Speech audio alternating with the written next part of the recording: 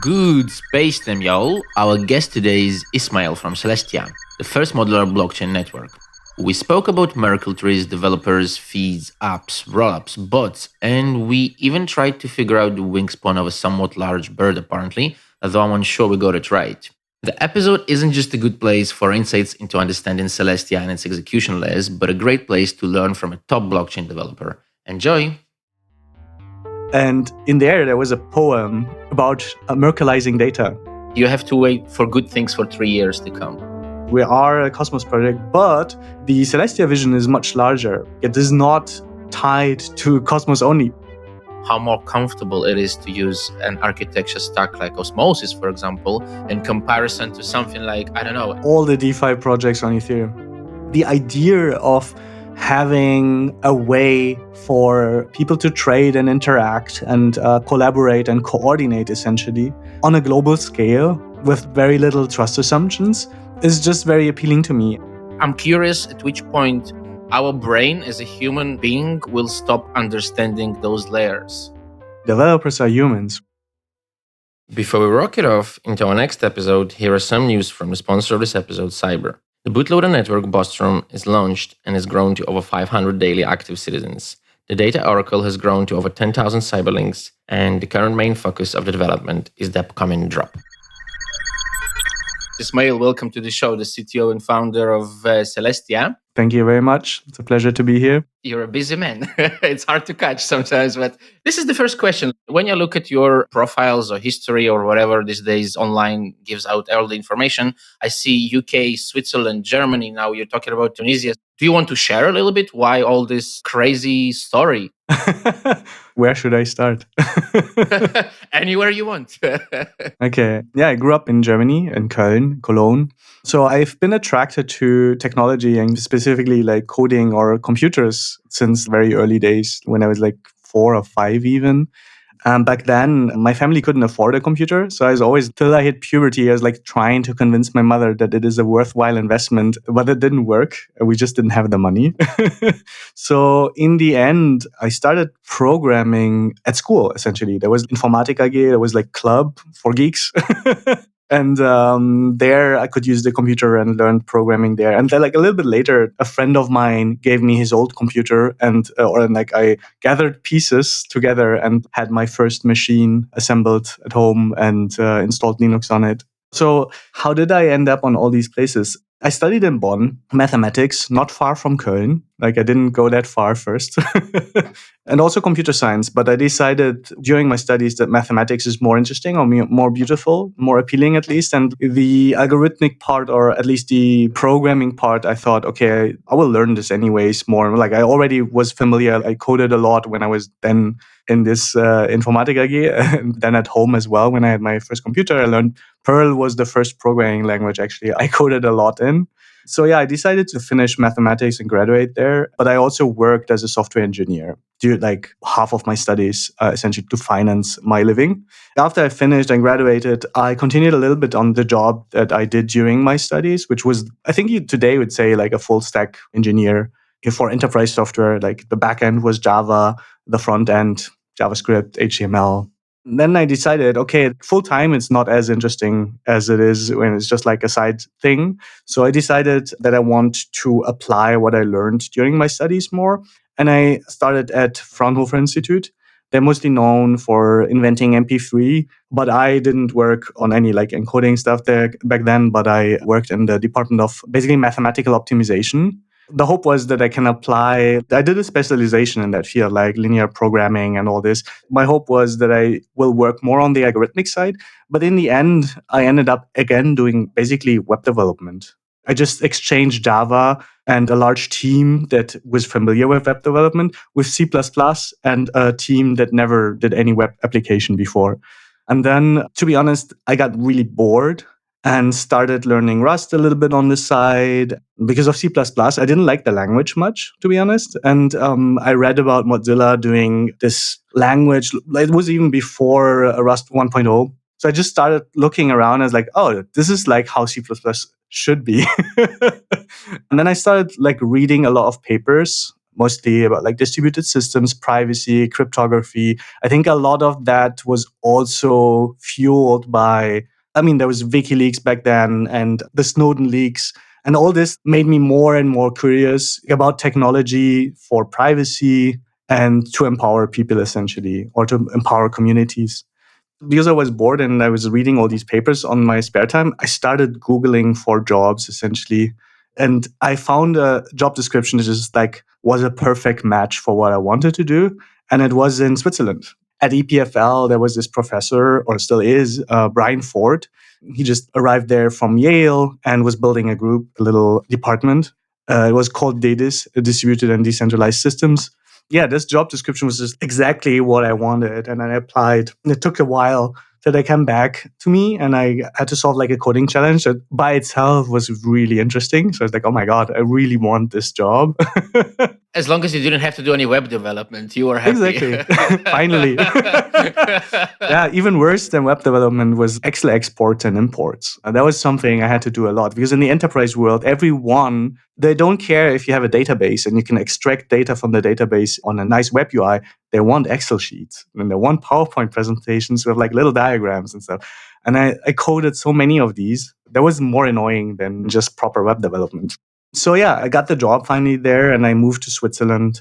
It was very different. I was never bored again since then, I'd say. It was very different because I learned so much in that year. So almost everything was new to me. Like reading papers on the side and only looking at what is interesting to you is very different from, okay, let's actually create a prototype and do some research and publish a paper about a new idea ourselves. So I found myself doing a lot of programming, but at the same time collaborating with researchers, co-authoring papers a little bit.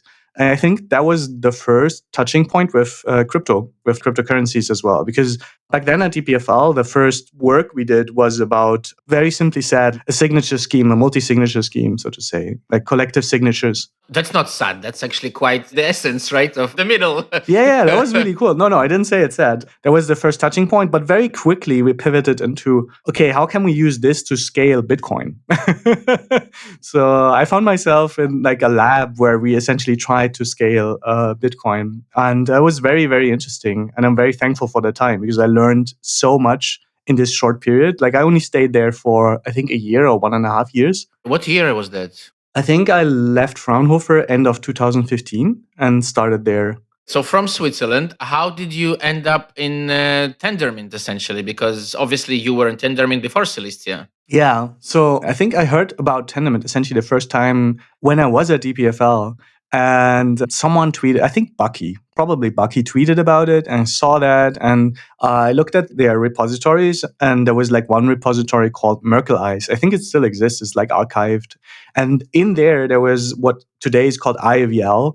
And in there was a poem about Merkleizing data. Wow. And it was really cool. I really liked it. It was like a little poem. It's like Poem MD. I think it still exists somewhere in like the IAVL repository or something.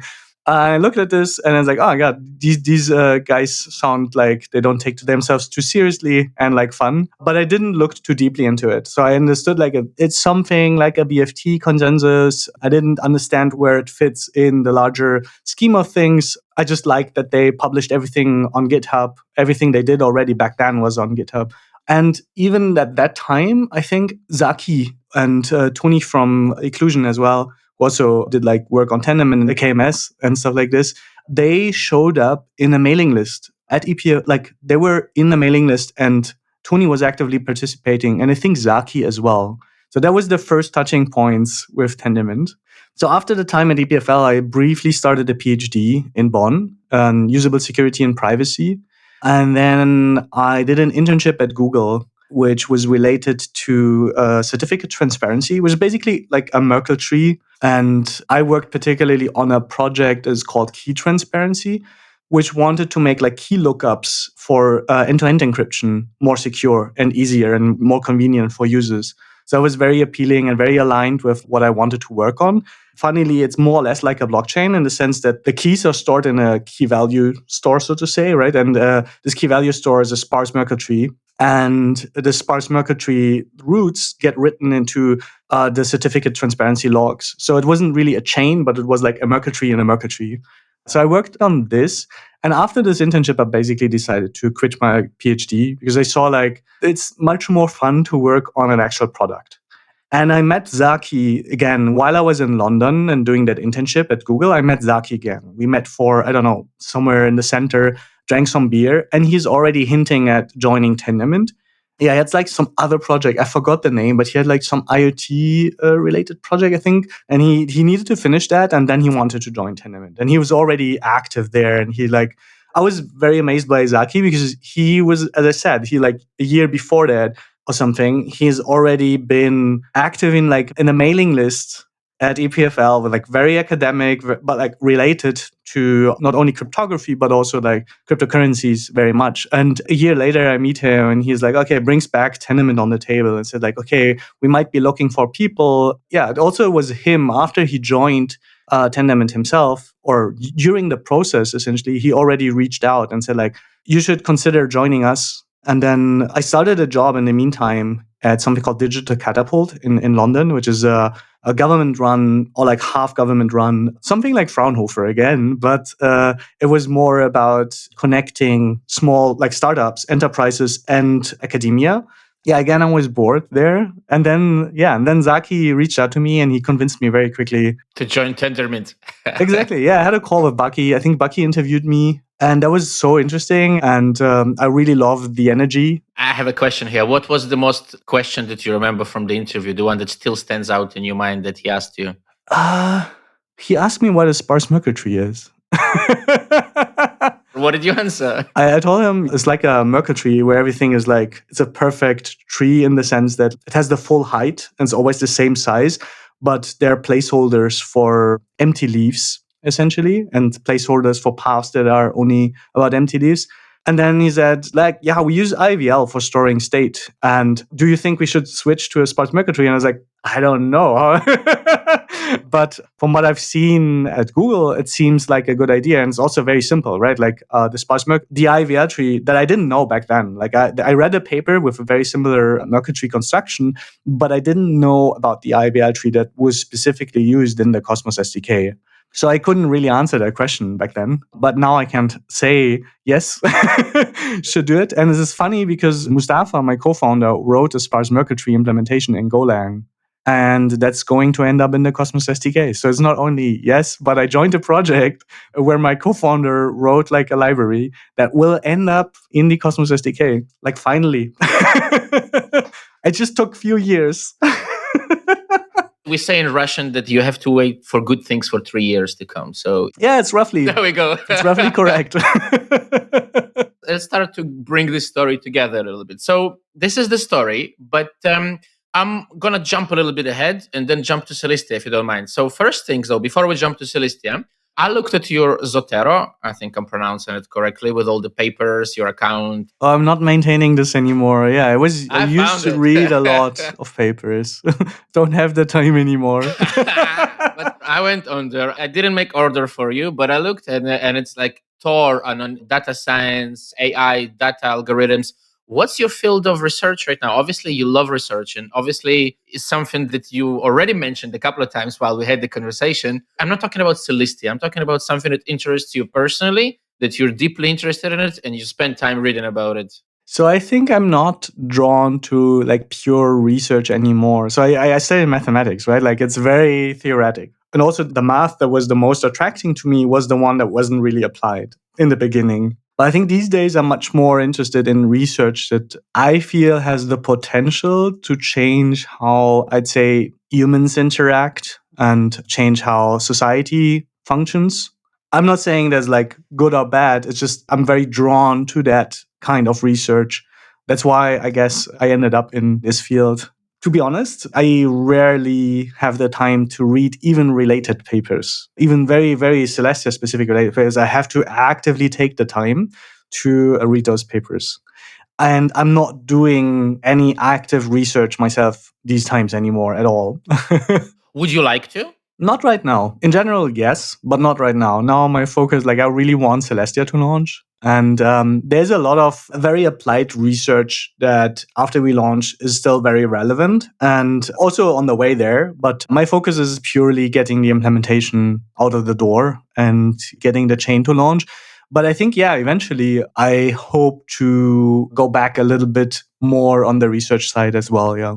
I'm really looking forward. I mean, I've been following Mustafa and yourself, like from my personal accounts for a while. I've been reading some things, and there's been an article. There's one article which really impressed me. That was a few months ago. I'm not saying that the others don't, but there was one article that you guys wrote, and I don't remember if it was you or Mustafa or you together or anybody else. Was it about clusters? About clusters, layers, about rollups and ether. And I don't mean to like say anything bad, but it's rare to see that kind of vision of understanding and to be able to explain to others how you guys see that. And I really like that. I was sending this article to a lot of my friends saying, guys, look at it the way this guy's done their explanation. It's really, really good. So well done on that, guys. Thank you.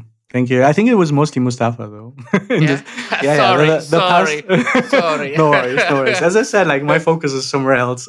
But yeah, there were like several posts. I think one about the long-term vision of like a multi-chain world, which is the clusters blog post. Very good post. And then like recently there was a post mostly written by John and Aditi, I'd say, about quantum gravity bridge and celestiums and how Ethereum rollups could benefit from Celestia. This is also important because we are often only purely perceived as a Cosmos project. That's true, right? Like we are a Cosmos project and we are proud of that. And like the vision is very aligned. The original Cosmos vision that Jay also had is very aligned with how we see the multi-chain world shaping and like application specific chains. And all this is like 100%. Yes, we are a Cosmos project, but the Celestia vision is much larger, right? Like it is not tied to Cosmos only projects.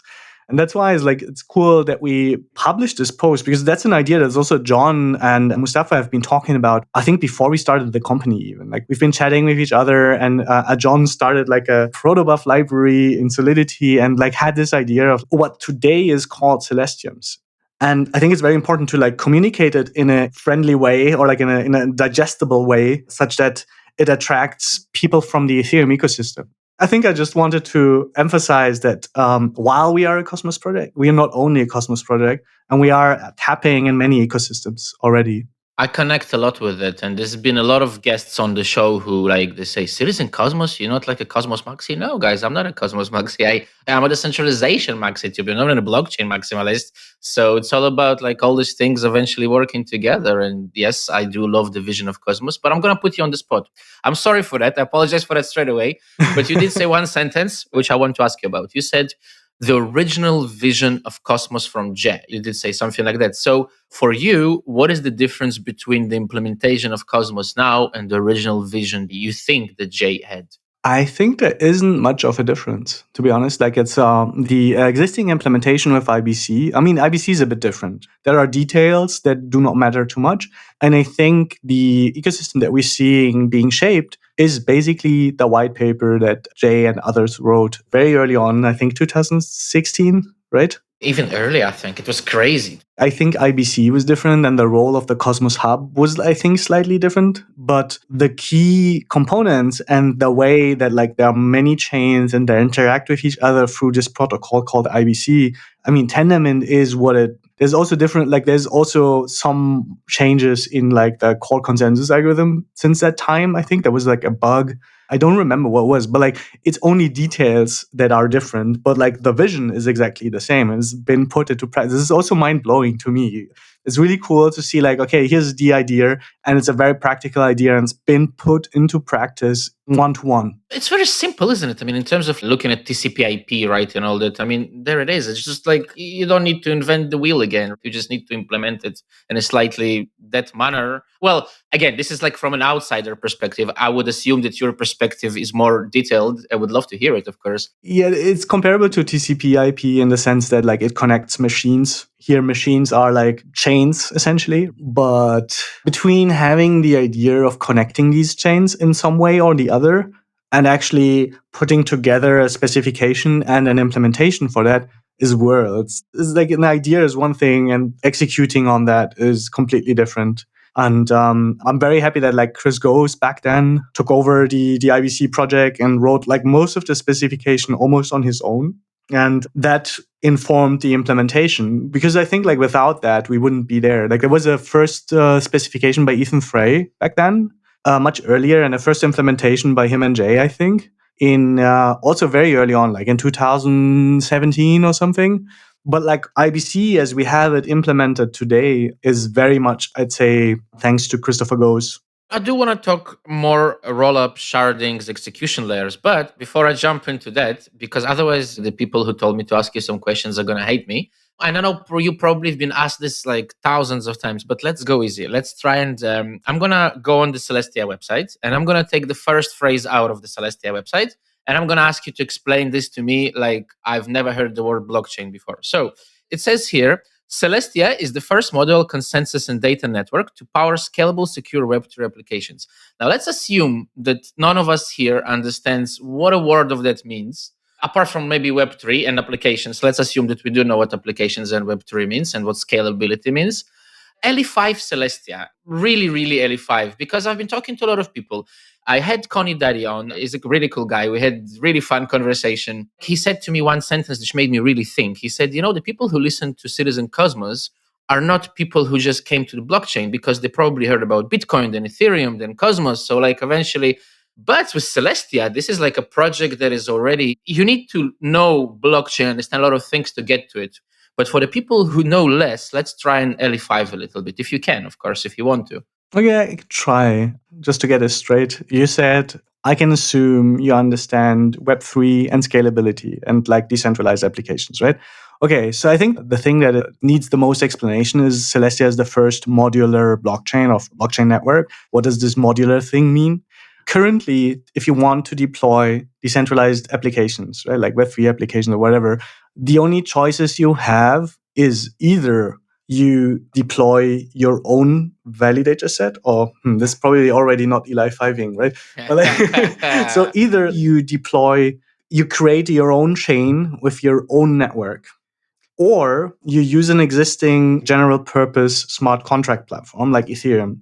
And one has the benefit, like you have complete sovereignty, but it's very expensive, especially for smaller projects, to set up a proof of stake network. On Ethereum, on the other hand, or on like a general purpose smart contract platform, you're competing with all the other programs or applications that are running on that platform. So gas costs will eventually go up. And in Ethereum, that's already the case. So speaking about scalability, I think, like I'm 100% convinced that Celestia hits the sweet spot between these two worlds, between launching your own consensus network and deploying a smart contract. And it gives you basically the best of both worlds, because you have a lot of sovereignty, like a lot of freedom, scalability, and at the same time you have like a shared layer of security as if you would deploy it on an existing smart contract platform. Let's get a little bit more into detail now. And I assume, would execution layers be the next stage to talk about? Or are we going to talk rollups? Rollups for me is just a different word for one particular way to do an execution layer. Yeah, we can go from there. So how does Celestia achieve that you can deploy your application in a way that is like very scalable and gives you a lot of freedom? It does so by being the first modular blockchain, essentially, by decoupling. It decouples. So what does every like monolithic current chain do? Every chain has like several tasks, and they do all of them. And Celestia and rollups and execution layers and all that, like this is more modular in the sense that it takes apart these tasks and puts them into specific layers of specific blockchains themselves, right? Like specific layers which themselves are decentralized applications, so to say. And because of this specialization, because of putting this apart, you can be very specialized on the different layers. And because of this focus and because of the specialization, you can achieve much better optimizations for these tasks. This is what the modular blockchain means, basically taking apart these high-level concepts of like consensus, data availability, and execution. So what is an execution layer? Essentially, a blockchain in general does take transactions and also executes these transactions, right? Like the transaction could be like an intention to do something, could be a transfer, like a bank transfer or something. You submit the transaction, and some full nodes on the network, they have to execute these transactions and actually deduce the, like increase and decrease the account balances or any arbitrary state transitions that are necessary for your particular use case. Payments is just one use case. There could be different, well, there could be like NFTs or whatever. Like there's more and more applications that are completely not only payments. If we were like go from a different side now, I think it's obviously doesn't matter if you understand architecture or not. It's quite obvious from your answer that this architecture is more efficient, so developers can launch their applications to work better, faster, more efficient, whatever, cheaper. So the question is, let's go to the business side. If I'm an end user, and of course the obvious answer as well, you would want to use a better application than a worse application. But if I don't know that this application is better than the one running on Ethereum or the one running anywhere else, why would end user of a DeFi application or a storage application or anything else go to an application that's running on top of Celestia in the future and not on any other? How would he know that it's more efficient and better? In the very end, it will trickle down to the fees you pay, right? On Ethereum, if you trade NFTs or whatever, like DeFi, anything is very expensive. Of course, like even in Ethereum, there's like efforts to have like these rollups on top. And it's similar in the sense that like all the big projects are pivoting more and more into this like modular stack that I think Mustafa wrote about it in 2019, the first time. But like all these projects are pivoting more and more into this direction. But even there, if the base layer isn't specialized, transferring your assets from like Ethereum to the rollup is still very expensive, right? In the end, I think what users will do, and in crypto, I feel like users, developers, and the whole thing is like more a funny mix. Like it's a community of users that are like, there are different players, right? Like there's developers, end users, and everything. I feel like what we will see in the future, and I think Zaki mentioned it also in one of his talks, what we will see in the future is that whole communities that like deployed, for instance, now on Ethereum or like on one chain, they will move wherever it's cheaper. And the whole community will move together, so to say.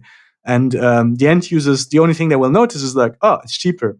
I want to agree with you to give a point to make your point stronger. I think all of us, especially if you're in crypto for a long time, you end up having a lot of shit tokens, good tokens, in your portfolio. And most of these tokens now have a use case. So the point is you have a lot of blockchains these days. And every time, when I go through my things, when I need to like sort things out, every day, and like yesterday or the day before yesterday was another example, I realize more and more how more comfortable it is to use an architecture stack like Osmosis, for example, in comparison to something like, I don't know, anything like all the DeFi projects on Ethereum. I'm going to be good. I'm going to stay good. No, Osmosis is next level in so many ways. So maybe it's not just cheapness, maybe I'm hoping that maybe the competition on the free market will push people to see that, hey, guys, this is more, not maybe the cost is maybe somewhere averaging, maybe not right now, of course, but in the future. But if I can save time, which is more important than money, and press the buttons here like in 2 minutes, and over there it takes me the application 20 minutes to do things, then of course I will do that here. Yeah, I mean, it's time, but also costs play a role. Of course.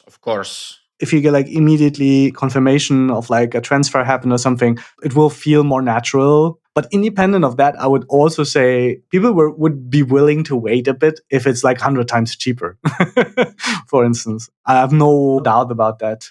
Yeah, especially if it's like a DeFi thing, people will look at costs, not only people, machines, bots, arbitrage bots, and like all these things will compete. I'm really looking forward to all that. I'm looking, the more bots, the more like competition. I'm waiting for that, for all this. When smart contracts, first of all, start to finally decide where to put the fee and not the person behind the smart contract, that's when we're going to get to the interesting things, and that's when it's going to get much more exciting and they're all going to compete. And this is actually another question, I think, that I just thought about it.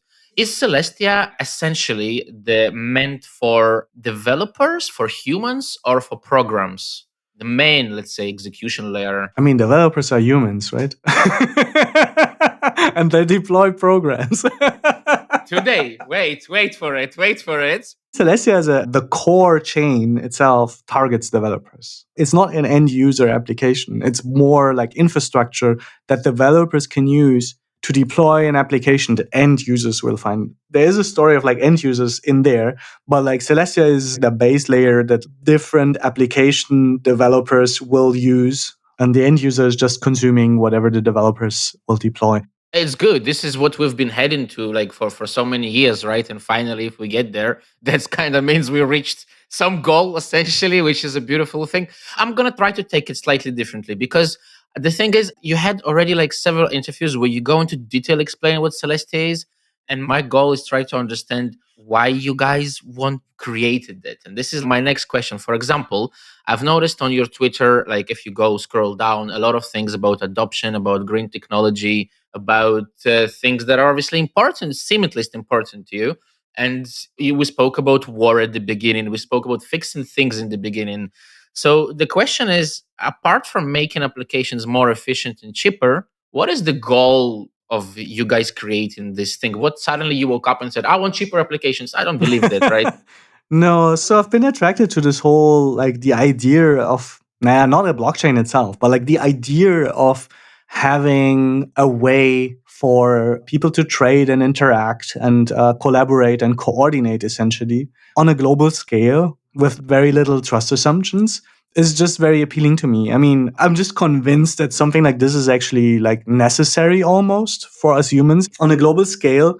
As I said, I think it's almost necessary. And I'm very convinced that it is a very powerful technology. But the thing was that I was always very skeptical because I didn't know how to actually scale chains. Like sharding sounded like an idea, but like it also sounded insanely complex. And a lot of things I've heard sounded like, okay, yeah, that might work to some extent, but it's also too slow or not fully scalable.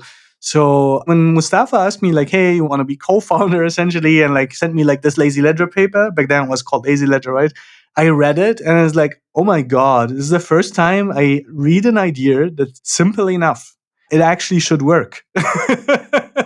I think I'm generally interested, or I'm generally attracted by the intellectual challenges that like this whole ecosystem brings. But I feel that having a way for groups of people to coordinate will be or is already some kind of game changer.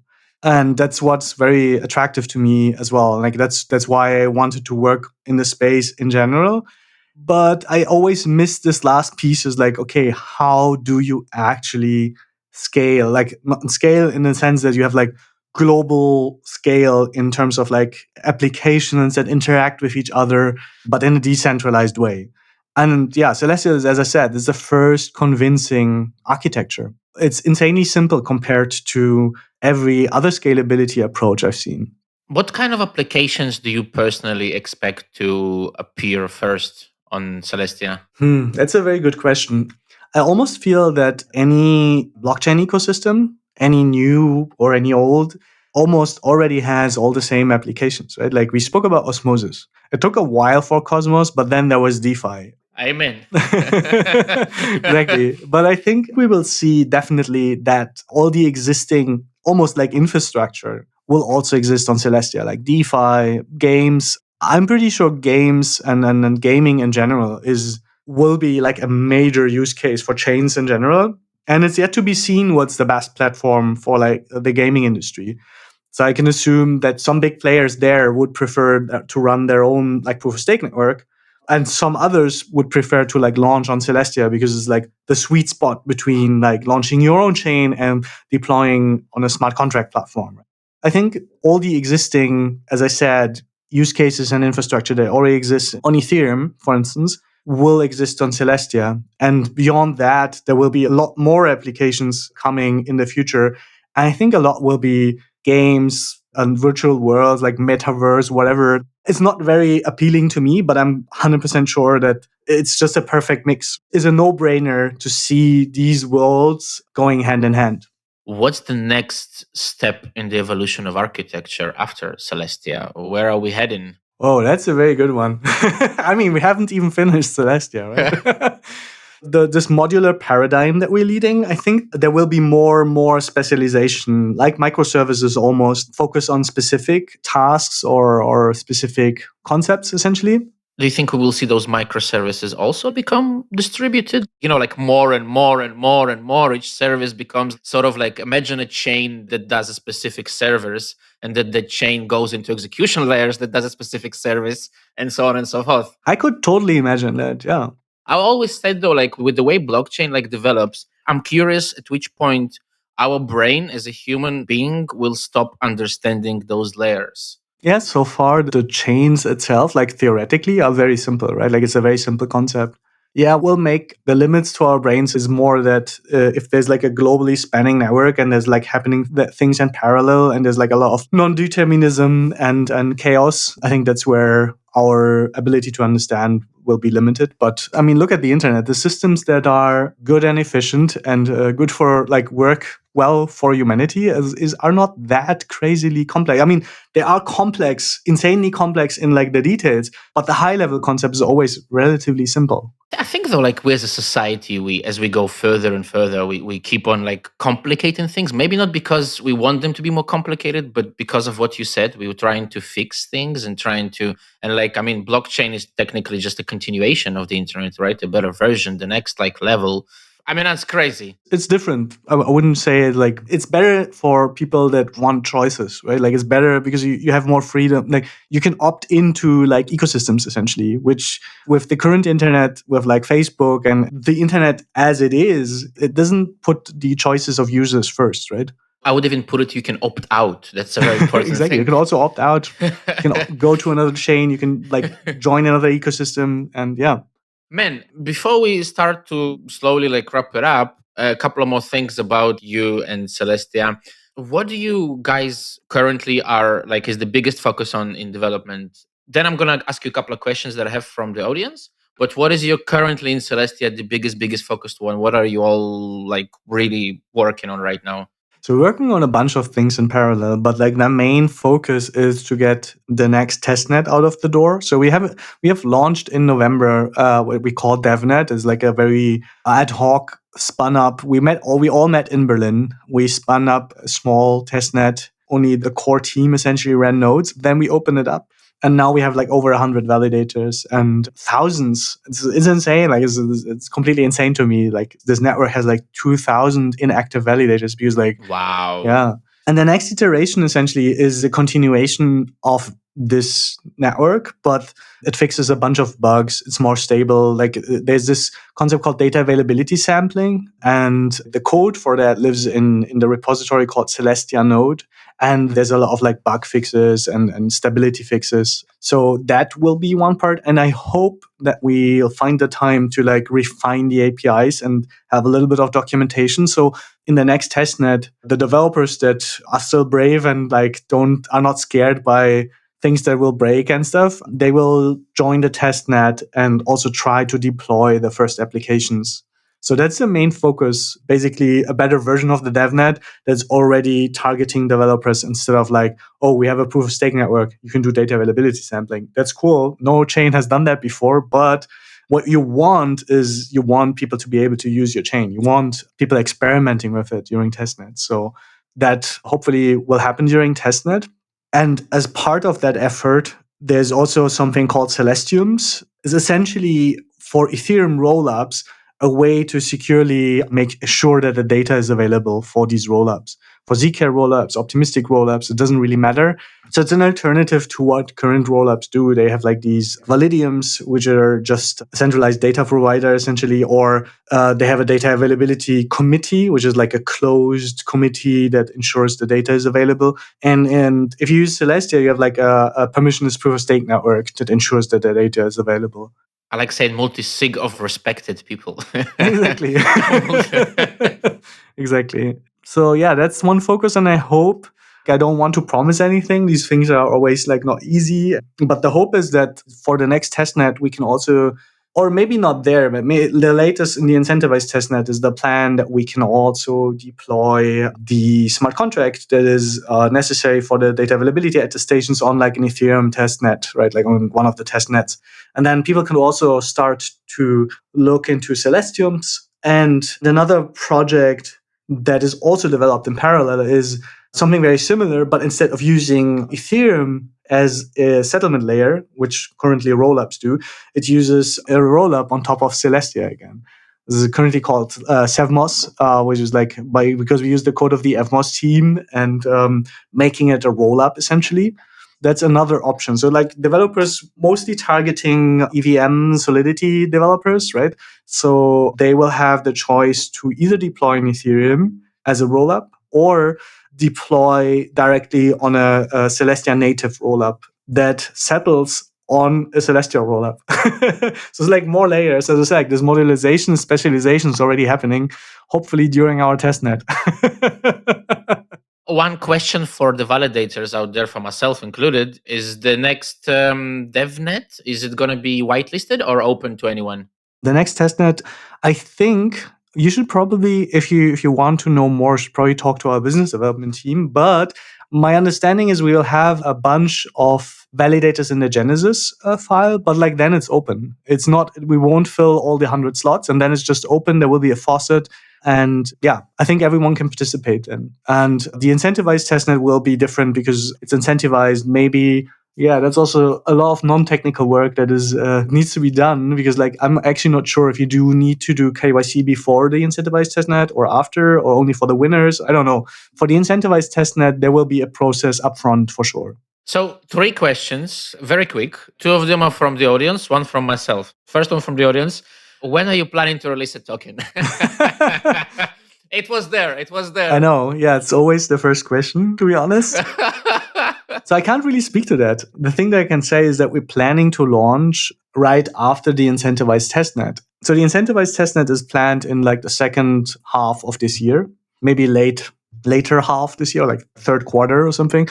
And at the end of this year or early next year, we will launch, right? And then there will be a token. So yeah. Second question, prepare for this one. This is a good one. What is the wingspan of a coconut-laden swallow? This was a question for you. I saw that on Twitter. I didn't know the bird. I don't know. I have to pass. I'd say it looked like on the photos, it looked very large. I'd say like 40 centimeters. I don't know. Just guessing here. And a question for myself personally. This is a traditional question I try to ask everyone, because the show is about you and we want to understand the person behind the project. What motivates Ismail in daily life to keep on building whatever it is? In this case, it's Celestia, but whether it was Google UK or anything else, what keeps you motivated all the time, every day? So what keeps me motivated in Celestia is mostly the people. The team is amazing. From like the co-founders to every single colleague, it's extremely motivating to me. All brilliant people. And then it's not only the people that I work with directly in the company, but also all these partners and collaborations that we're doing with like people from Informal, people. We had calls with people from Osmosis, and like I love it. It's like the people. Everyone is so unique, and everyone is brilliant that we work with. That's really, really something that motivates me every day. That's an awesome answer, to be honest. I love that. Ismail, thank you so much for the explanations. And I know I've been bugging you in some places, but I hope it wasn't too much. So, not at all. It was a pleasure. Looking so much forward to the next testnet, guys, and looking forward to see how all those like crazy layers will evolve. And thank you. Thank you very much. It was a pleasure.